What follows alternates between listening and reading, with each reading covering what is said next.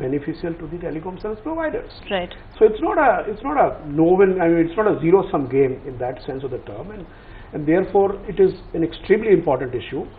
Yes, as an organization which had issued a regulation on the call drop, we are disappointed by the Honorable Supreme Court's order, but then we have to respect that judgment. Of course. And what we also realize that consumer protection is one of our responsibilities cast upon us by the TRAI Act.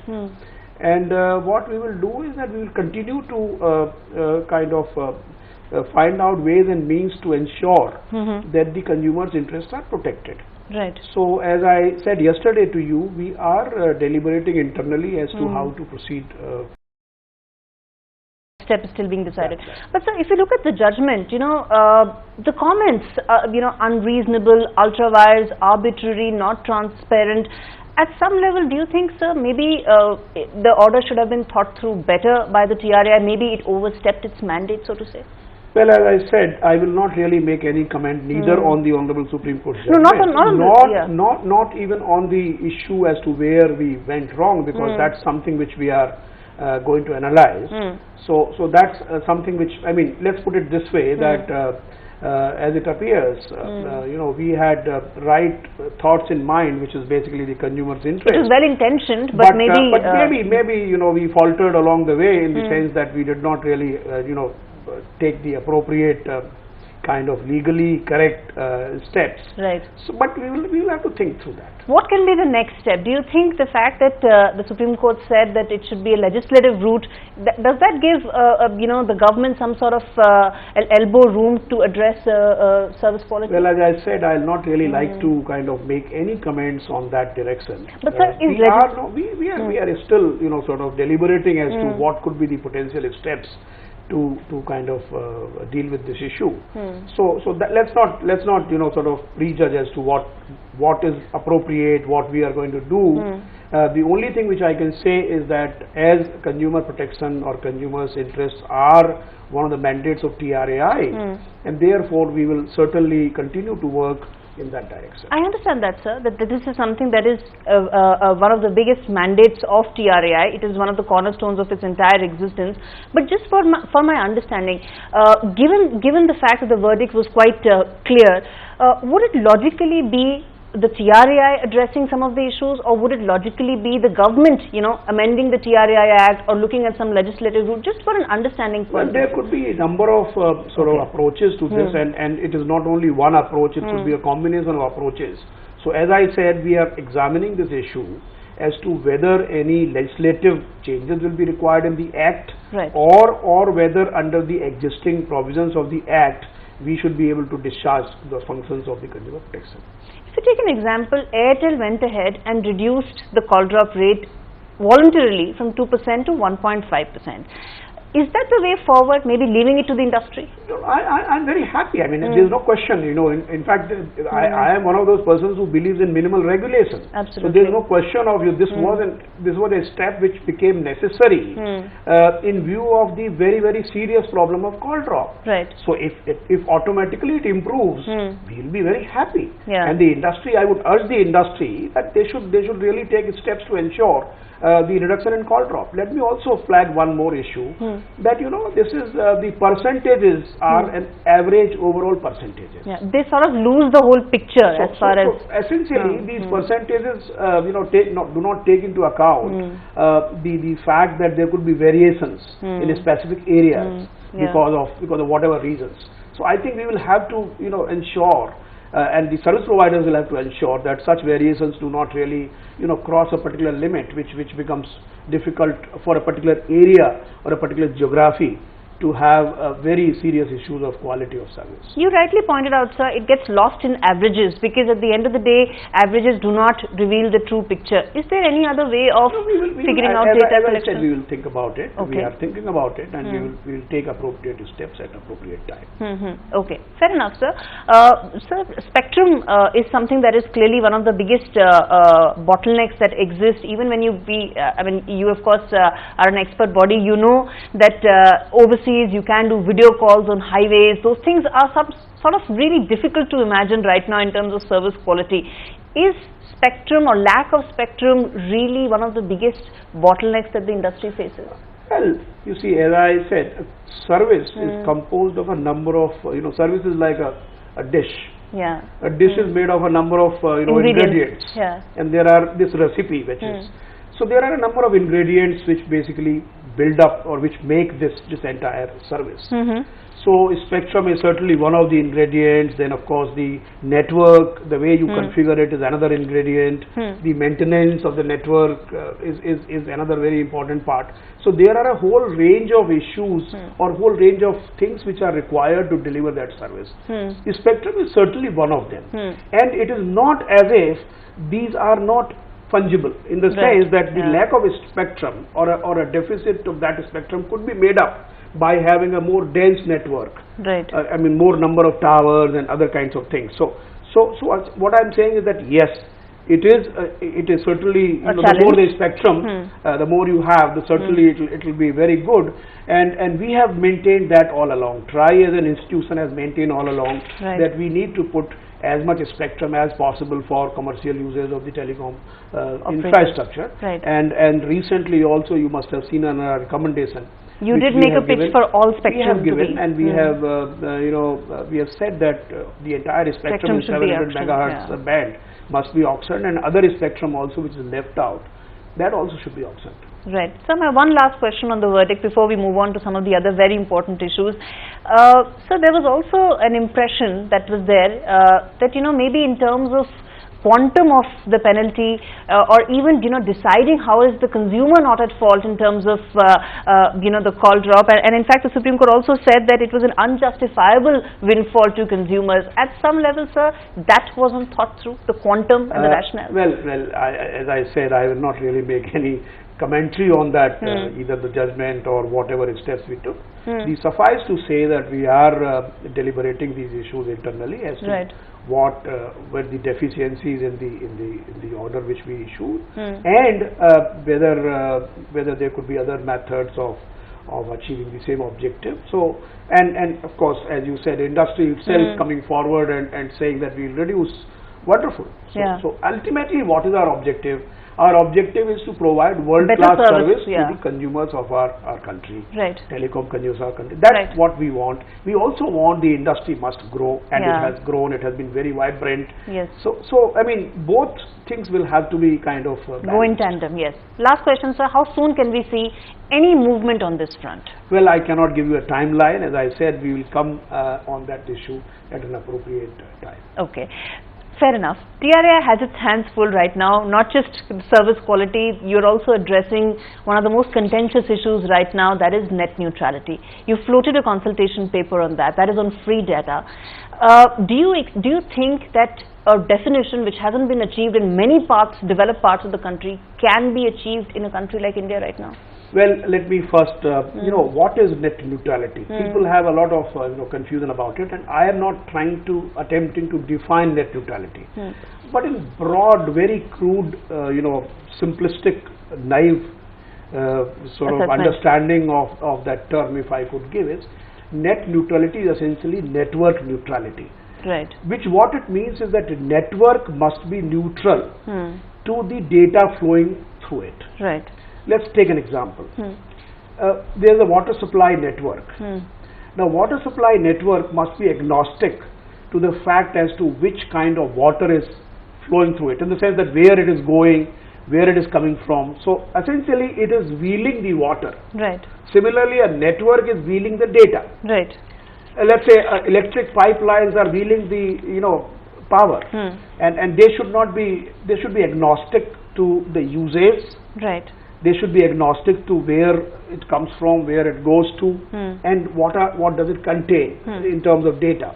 So that's broadly net neutrality. Right. Now we think that's what TRAI's last, we try to kind of deal with net neutrality question from a tariff perspective. Right. Yeah. So we said that you cannot have differential or discriminatory pricing of the data on the basis of where it comes from, where it goes to, and what it contains. This is broadly the way we structured it, and we have given very clear, reasons, technological, sociological, economic, in our consultation, in our explanatory memorandum to the regulation, which clearly specifies as to why there is a need for something like this, the one which we have taken. So that's one thing which should be, and we believe that internet is an extremely important thing for growth of our country.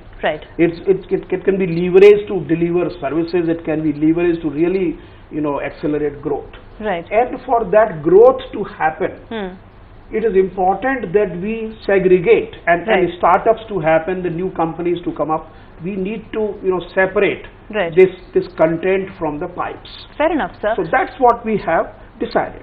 Now in that, yes, please go ahead. So just to understand, TRAI has tried to segregate the parts. The whole has been divided, so to say, in several parts. There is the differential pricing part, there is the free data part, and it's an expectation that several other pieces would also be added. I think they are a part of the same, kind of.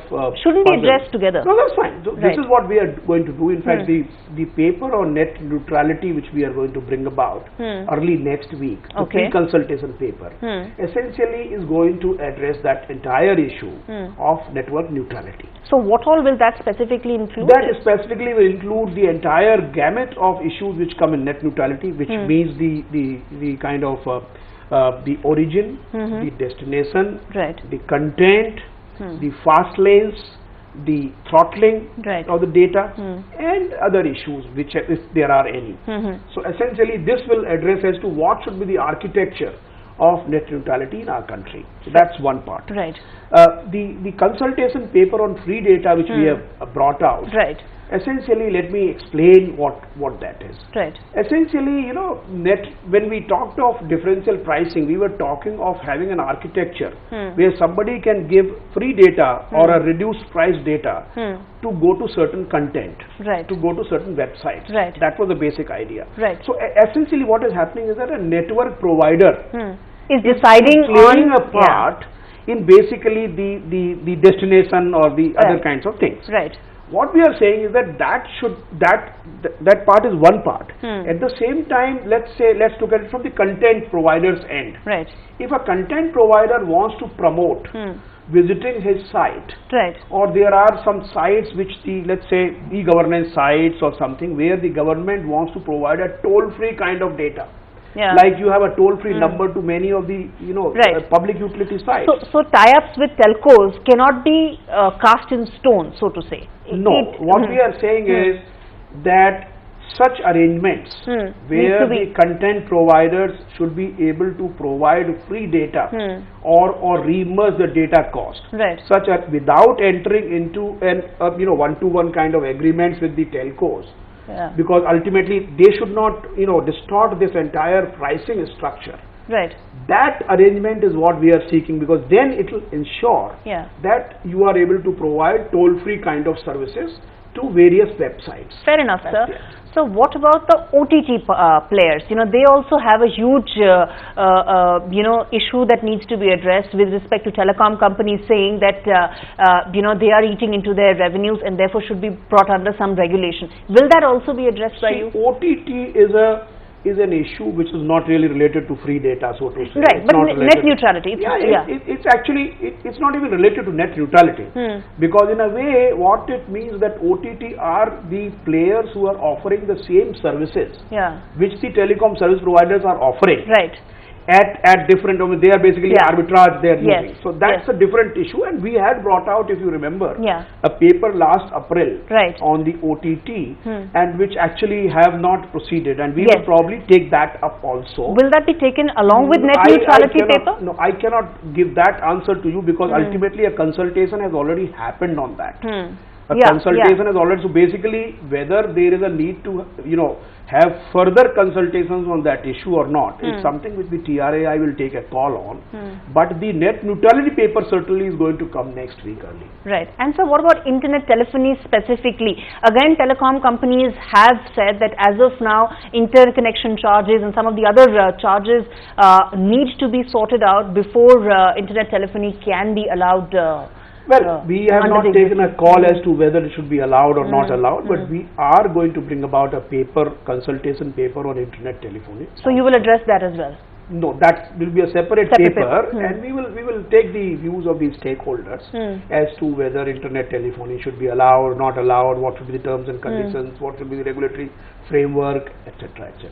So how soon can we see all these coming, that is the net neutrality paper comes next week, and then internet telephony, and also recommendations on the free data, the paper that you released yesterday. How soon can we see all of this being Yeah, I finalized? think all this should take place in a couple of months from now, because we feel the net neutrality pre-consultation will take place. Right. Pre-consultation is essentially with a view to, not to exclude any issues or questions which Right. are there Worth in the considering, paper. yeah. So therefore, after pre-consultation, we will have a consultation paper, and then we will move forward with that.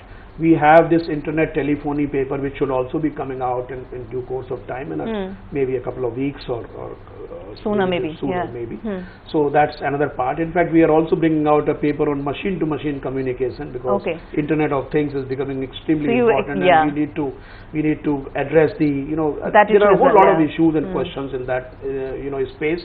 So that also we are bringing out. So just for my understanding, would zero rating be addressed in any of the papers that you would be coming out with? well, certainly the issue is that it's not a question of zero rating. Is Zero rated platforms, yeah. It's an example or a specific instance of that differentiated of discriminatory pricing. Right. So let's Right. understand that. There could be zero rating, there could be half rating, there could be 25% rating. So that's Yeah. not the. So we will certainly address this net neutrality paper which comes. We'll address it as a Will whole. address it as a whole, and the pre-consultation paper will also sort of speak about that. So essentially, net neutrality. Look, the differential pricing paper or differential pricing regulation is essentially what TRAI decided on certain aspects of net neutrality from a tariff perspective. Right. This net neutrality will be a policy which the government will have to take a call on, and the government has asked us for a recommendation on this, and that is why we are floating this paper. Right.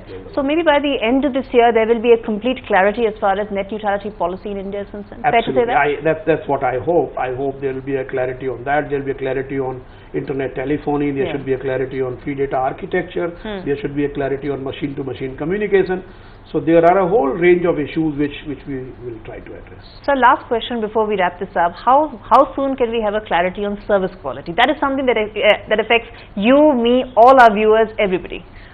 So certainly, and we have been trying to do that in the last couple of months. I think you should agree with that. Right. And we will sort of achieve that. I'm very hopeful, because I think that it is in the interest of everybody. Yeah. All of us are consumers. At the same time, even I tell my telecom service provider friends that imagine you are a producer only in one commodity, which is telecom services. Yeah. In 99 other commodities, you are a consumer. Right.